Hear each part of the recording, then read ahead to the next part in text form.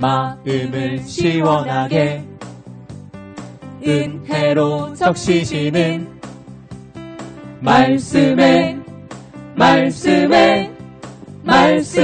폭포수. 안녕하십니까? 말씀의 폭포수의 김대강 목사입니다. 한 주간도 그리스도 예수 안에서 평안하셨습니까? 말씀의 폭포수는요, 게스트들을 모셔놓고 교회에서 성경 공부를 하듯이 말씀에 담긴 깊은 의미를 살펴보고요, 토론을 통해서 그 은혜를 나누어 보는 시간입니다.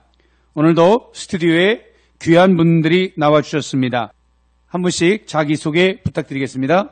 안녕하십니까, 김민구 집사입니다. 안녕하세요. 저 이양순 집사입니다. 안녕하세요. 문기승 권사입니다. 네, 감사합니다. 오늘도 폭포수 같은 하나님의 큰 은혜가 우리 모두에게 있기를 원합니다.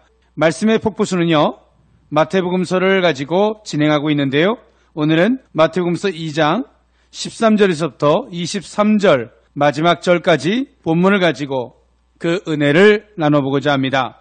먼저 오늘 본문은요, 13절부터 18절까지는요, 아기 예수님의 애굽 피신 및 헤롯 왕의 베들레헴 유아 학살이 나와 있고요, 19절부터 23절까지는요, 아기 예수의 이스라엘 귀환 및 나사렛 정착에 관한 이야기가 주요 내용입니다. 한 절씩 살펴보면서 담긴 의미와 은혜를 살펴보고자 합니다. 먼저 13절 14절을 보면요, 그들이 떠난 후에 주의 사자가 요셉에게 현몽하여 이르되 헤롯이 아기를 찾아 죽이려 하니 일어나 아기와 그의 어머니를 데리고 애굽으로 피하여 내가 내게 이르기까지 거기 있으라 하시니, 14절 요셉이 일어나서 밤에 아기와 그의 어머니를 데리고 애굽으로 떠나가라고 말씀하고 있습니다. 이 베들레헴에서부터 애굽의 국경거리는요, 약 120km 정도가 된다고 합니다. 서울에서 대전까지의 거리가 약 161km라고 하니까요, 120km는 그 당시에 차도 없이 어린 아기를 데리고 가기에 쉬운 거리는 아니었을 것입니다. 그런데요, 14절에 보니까 밤에 일어나서 애굽으로 떠나갔다고 되어 있는 걸로 봐서는요, 요셉이 현몽 후에 이 상황을 위급하고 긴박한 상황이라고 받아들였음을 알 수 있습니다. 만약 요셉이 그 꿈을 꾸고도 무시하거나 환경이나 상황들을 생각해서 자기 보기에 만약에 좋은 대로 야, 내일 갈까? 네, 모레 갈까? 라고 했다면 어땠을까요? 우리는 신앙생활하면서 하나님의 음성을, 하나님의 어떤 이 메시지와 어떤 이 감동을 듣고 그 뜻을 알고 싶어 할 때가 많이 있습니다. 그런데요, 제가 목회를 하면서 정작 그 음성을 듣고 뜻을 알고 나서 요셉처럼 즉각적인 순종, 그 반응을 하는 경우보다는 자기의 상황이나 환경을 먼저 살펴 온전한 순종을 하지 못하는 성도들이 더 많은 것을 볼 수 있었습니다. 여기 오늘 스튜디오에 나오신 우리 게스트분들은 어떠신가요, 김민구 집사님? 네, 저도 솔직히 하나님께서 말씀하실 때 네. 제가 원하는 대답, 예? 제가 원하는 환경이나 이런 것들만 듣게 되지, 진짜 하나님께서 저와 정반대나 저와 상반되는 말씀을 하실 때는 의심이 가게 되고 안 지켜지게 되는 어떤 그런 경우가 좀 있었습니다. 예. 우리 문기승 권사님은 요셉처럼 바로 순종하는 편이신가요? 저도 아닌데요. 예. 저도 그 말씀하심에 바로 순종하기보다 제 생각 속에서 이렇게 바랐던 그런 것들을 다시 고집할 때가 너무 많았던 것 같습니다. 예, 그렇죠. 우리가 하나님의 뜻을 알고 싶다는 것은 이미 순종이라는 것이 전제되어 있는 것으로 봐야 합니다. 근데 많은 성도들이요, 그저 궁금할 뿐이지 막상 하나님이 말씀하시거나 그 뜻을 알게 되면 부담스러워하거나 자기 합리화를 시키는 경우가 얼마나 많은지 모릅니다. 주의 뜻을 아는 것보다 더 중요한 것은요, 순종이 전제되어 있는 마음가짐인지 이번 한 주간 우리 모두가 돌아봤으면 좋겠습니다. 아멘. 아멘. 네, 15절을 계속 보면요, 헤롯이 죽기까지 거기서 있었으니 이는 주께서 선지자를 통하여 말씀하신 바 애굽으로부터 내 아들을 불렀다함을 이루려 하심이라 라고 나와 있는데요, 이것은 호세아서 11장 1절에 이스라엘이 어렸을 때 내가 사랑하여 내 아들을 애굽에서 불러냈거늘 이라는 구약 말씀을 의미하고 있습니다. 이것은요, 구약 성경의 출애굽 사건이 하나님의 결정적인 구원의 사건으로 이해되듯이 예수님 안에서 하나님의 구원 사역이 새로이 시작됨을 의미하는 것입니다. 이와 같이 하나님은요 끊임없이 약속을 주시고 스스로 성취하시는 분이 되십니다. 오늘 이 마태복음서의 마태는요 이 모든 일들이 이미 예수 그리스도의 모형으로서 구약에 소개되어지고 있음을 설명하고 있는 것이죠. 오늘 우리는 하나님의 약속과 그 말씀 안에서 모든 것들을 바라봐야 할 줄 믿습니다. 아멘. 네, 16절도 한번 계속 보면요. 이에 헤롯이 박사들에게 속은 줄 알고요. 심히 노하여 사람을 보내어 베들레헴과 그 모든 지경 안에 있는 사내 아이를 박사들에게 자세히 알아본 그때를 기준하여 2살부터 그 아래로 다 죽이라고 나와 있는데요. 이 사건으로 봐서도요. 우리가 지난주에 헤롯 왕에 대해서 이야기를 했듯이 헤롯이 얼마나 잔인하고 권력에 집착하고 있었던 인물인지를 잘 나타나 있고 그렇게 알 수 있습니다. 여기서 보면 겉으로 드러난 헤롯의 잔인함과 권력에 대한 집착의 결과지만 성경을 통해서 직접적으로 보이지 않는 것은요. 메시아의 구속사를 좌절시키려는 사단의 역사의 현장이기도 합니다. 그런데요. 우리가 하나님의 선하신 역사를 이루고자 하면 사단이 끊임없이 역사하겠지만 사단의 역사가 있다 그래서 하나님의 역사는 결코 좌절되지 않는 줄 믿습니다. 아멘. 아멘. 그리고 또한 우리는 그 하나님의 큰 역사 안에서 보호를 받고 있고요. 또 그 역사 속에서 우리가 살아가고 있는 것. 이때 당시의 소읍들, 인구가 한 2,000명에서 한 3,000명 정도 가량이 되었습니다. 헤롯이 이때 당시에 사내 아이를 다 죽였다고 하는데요. 그 아이들이 대략 한 몇 명쯤 되었을까라고 추정하면 약 한 20-30명 정도의 어린아이를 죽였을 것이다라고 추정하고 있습니다. 오늘 한 사람이 욕심이 잉태한 즉 죄를 낳고 죄가 잉태한 즉 사망을 낳나요? 예, 이런 것처럼 오늘 그 욕심이 얼마나 무서운지를 우리에게 보여주고 있죠. 오늘 헤롯이 가졌던 욕심, 오늘 우리에도 마찬가지인 것 같아요. 하나님께서 말씀하시고 내려놓으라고 하시면 내려놔야죠. 근데 그 욕심을 가지면 그 욕심 가운데서 죄를 낳고 죄가 사망을 낳는 이 악순환이 반복해가는 거죠. 우리 이양심 집사님은 하나님께서 내려놓으라 그러면 욕심 안 부리고 내려놓을 수 있으십니까? 아멘. 예, 아멘 소리가 좀 작은 것 같은데요. 예, 우리는 하나님 말씀하시면 내려놓을 수 있는 신앙이 되어야 할 줄 믿습니다. 아멘. 또 우리가 또 뭐 사단과 뭐 싸우느라고 정신이 없죠. 모든 에너지를 때론 뭐 사단과 싸우냐고 모든 시간을 보내는 줄 몰라요. 뭐 사단아 물러가라, 사단아 물러가라. 이양님 집사님은 사단아 물러가라고 많이 싸우고 계십니까? 네.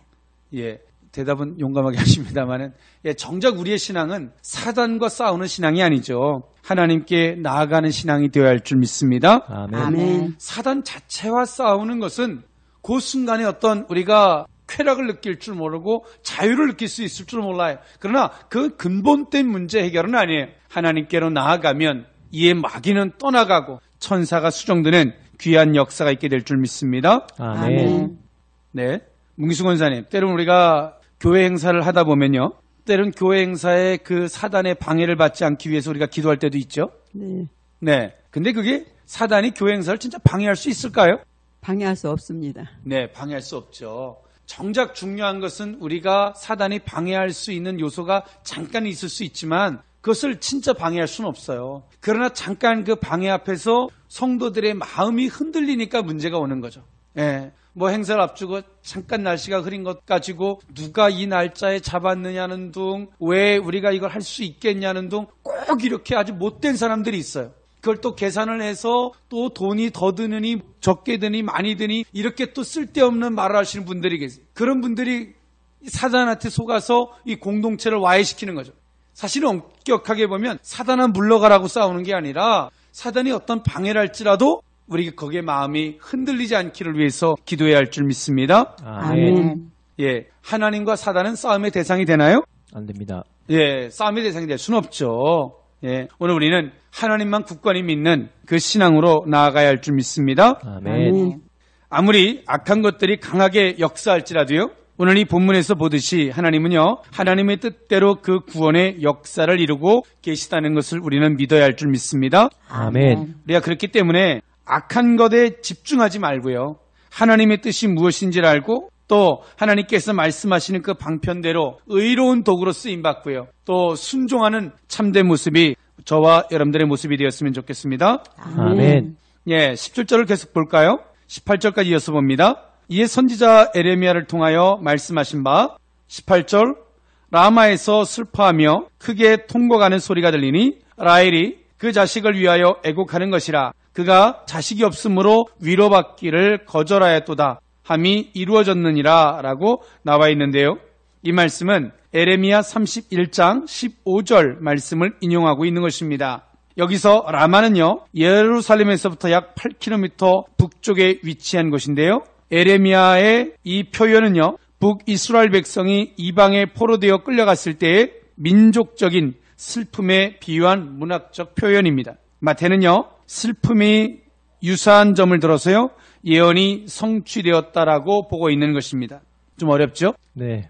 예. 이것은요, 라헬이 슬퍼할 그 당시의 무자였음을 의미하고 있는데요. 하지만 에레미야서에서 보면 이 표현은요, 이스라엘이 이방의 포로로 끌려감으로써 이제 가나안 땅에는 언약의 계보를 이을 후사들이 끊어지게 되었음을 의미하는 표현이 되기도 합니다. 그리고요, 오늘 본문은 이러한 과거의 역사적 경험을 자기 몸으로 낳은 아들들이 죽어가는 현장에서 슬픔과 눈물과 통곡으로 밤낮으로 보냈던 유대 여인들의 모습으로 또 연결시키고 있습니다. 그러나요, 하나님은 요셉과 베냐민을 주심으로써 라헬의 통곡을 위로와 기쁨으로 바꿔주셨죠. 유아들이 학살되는 과정에서도요, 인류 구속의 진정한 후사인 예수 그리스도를 살리심으로써 자기 백성들에게 참 기쁨을 안겨주셨다는 것을 우리는 그 의미를 깊이 되새겨야 할 줄 믿습니다. 아멘. 아멘.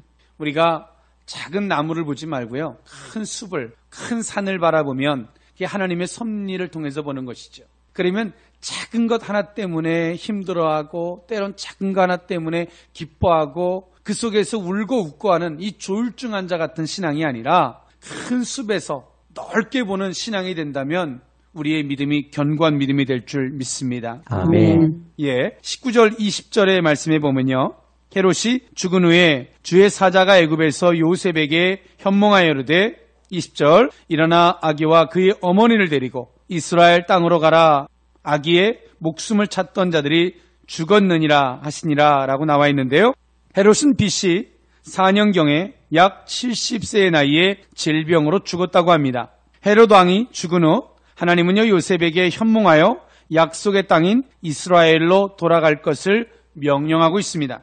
우리가 흔히 하나님이 구원을 작정하셨으면 그냥 헤롯을 빨리 죽이고 평안케 해주시면 되지, 왜 그 악독한 헤롯을 70세까지 살려주셨을까 하는 생각도 인간적으로 들 수는 있죠. 또 주변에 우리가 보기에 악한 자들이 왕성하고 이 세상에서 부유한 것을 보면 인간적인 입장에서는 이해하지 못할 때가 많이 있어요. 중요한 것은요, 하나님이 악한 자나 의로운 자나 이 세상 모든 것을 다스리고 계시다는 것을 우리는 알아야 할 줄 믿습니다. 아멘. 그것도요, 공평과 정의로 이 세상을 다스리고 계신 것입니다. 하나님은요, 어떤 악한 자라도 멸망하는 것을 원하지 않습니다. 돌이켜 회개하기를 원하시기 때문에 그렇게 그들에게 기회를 주는 거고요, 기다려 주시는 것이지요. 또 먼저 믿는 성도들에게도 그것은 은혜인 것입니다.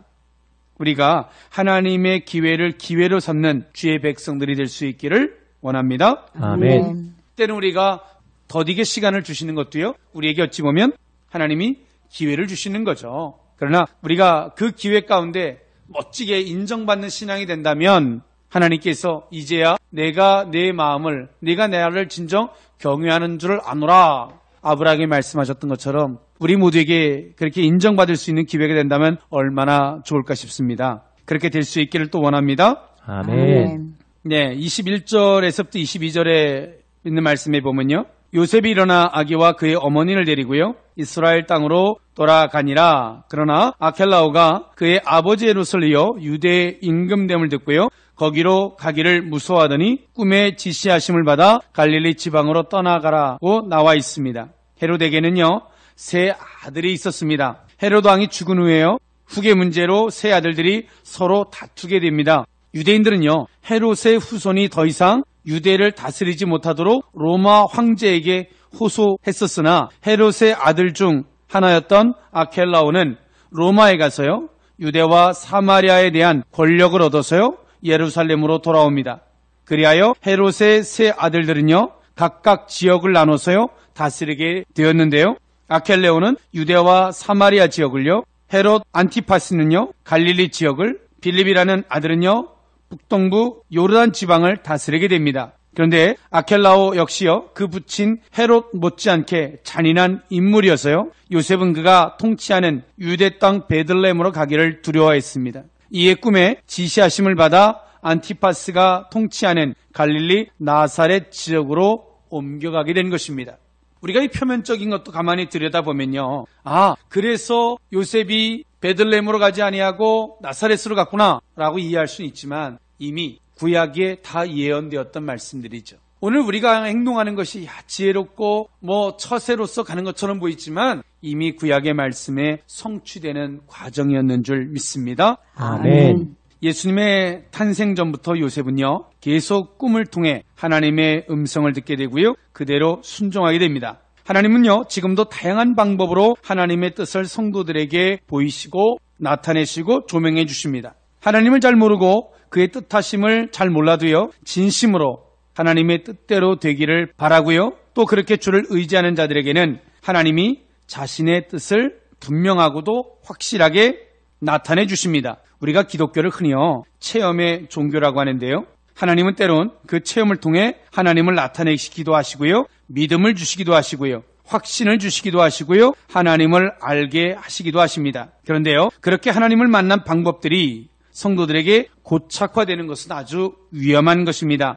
때론 그 방법으로만 하나님을 경험하려고 하는 이 집착 같은 것이 생길 수가 있죠. 꿈을 꿨던 사람이 계속 꿈을 꾸려고 하고요, 또 어떤 이 감동에 대한 부분이 있었던 분들은 계속 그것을 탐구하는 것은 결코 옳은 것은 아니죠. 하나님은요, 때론 말씀을 통해서, 어떤 깨달음을 통해서, 주변의 상황을 통해서, 환경을 통해서, 다양한 것들을 통해서 우리에게 말씀하실 줄 믿습니다. 아멘. 하나님이 주권을 인정하고 겸손하게 듣고자 하면 그 작은 걸 통해서라도, 바람이 있는 걸 통해서라도 주의 음성을 듣게 될 줄 믿습니다. 아멘.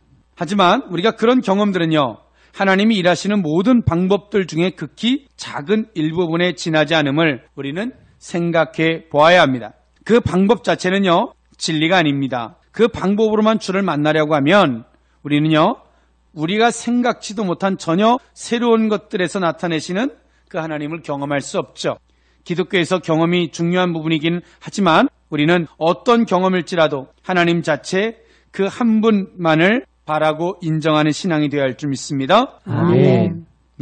23절을 보면요, 나사렛이란 동네에 가서 사니 이는 선지자로 하신 말씀에 나사렛 사람이라 칭하리라 하심을 이루려 함이러라 라고 나와 있습니다. 사도행전 10장 38절에 하나님이 나사렛 예수에게 성령과 능력을 기름 붓듯 하셨음에 그가 두루다니시며 선한 일을 행하시니 마귀에게 눌린 모든 사람을 고치셨으니 이는 하나님이 함께 하셨음이라 라고 말씀하고 있습니다. 여기서도요, 예수님 앞에 나사렛 예수라고 붙여 있는 것처럼 나사렛 사람이란 나사렛 출신이라는 의미입니다. 나사렛에서 성장한 예수 그리스도를 비하하는 호칭이기도 했는데요, 나다니엘이 제자로 부름을 받았을 당시에도요, 빌립으로부터 메시아 예수에 대한 소개를 받았을 때에 나사렛에서 무슨 선한 것이 날 수 있느냐라고 요한복음서 1장 46절에 말하고 있습니다. 당시 사람들이 나사렛에 대한 시각을 단적으로 보여주고 있는 것이라고 볼 수 있지요. 나사렛에 정착했던 사신 같은 것은요, 인류를 죄에서 구원하기 위한 메시아로서 사람들에게 멸시와 천대를 받는 낮은 자로 오신 분이라는 예언을 상기시키는 표현이기도 한 것입니다. 이렇듯 오늘은 우리가 마태복음서 2장 13절부터 23절까지 본문을 가지고 은혜를 나눠봤는데요, 오늘 함께 나누면서요, 참 우리에게 많은 것들을 소개해 주죠. 사단의 관계도 있고요, 또 헤롯의 악독함도 있고요. 그러나 그 속에서도 하나님이 하나님의 백성들에게 말씀하시고 인도해 가셔서 구원의 역사는 지속되었고 그렇게 승리했다는 것을 우리에게 보여주고 있어요. 오늘 비록 우리가 사단의 관계에 그 세상의 그 악독함 속에 우리가 잠시 시련을 겪을 수 있을 줄 몰라요. 그럴 때일수록 상황과 환경을 보고 좌절하는 것이 아니라 하나님의 인도를 간구해야 할 줄 믿습니다. 아멘. 그리고 하나님의 보호를 살필 수 있는 안목이 된다면 우리 기쁨이 있을 것이고 그 모든 것 속에서도 형통한 귀한 승리의 영광이 있게 될 줄 믿습니다. 아멘. 예, 오늘 이 본문을 통해서 궁금한 것이나 또 은혜가 되는 것이나 또 내가 깨달은 것이 있다면 우리 한 분씩 돌아가면서 말씀해 주셨으면 좋겠는데요. 문기순 권사님. 요셉이 그 환경을 바라보지 아니하고 그 하나님 현몽해 주시니까 그 말씀대로 그 따라가죠. 열악한 환경 속에서도 그 말씀을 따라가는 것을 들으면서요. 네. 저도 그런 신앙으로 살기를 위해서 기도하겠습니다. 예, 근데 우리가 어떤 위기 상황에 있는데 기도했어요. 하나님 말씀해 주셨어요. 근데 하나님이 우리에게 뭐 말씀을 해 주셔도 하나님 이건 아닌 것 같습니다. 이렇게 한다고 해결되는 게 아닌 것 같습니다. 라고 뒤로 물러가면 그건 옳은 게 아니죠. 네, 알겠습니다. 그 말씀 믿고 가는 거죠. 그죠? 아멘. 예. 네. 우리 이양수 집사님.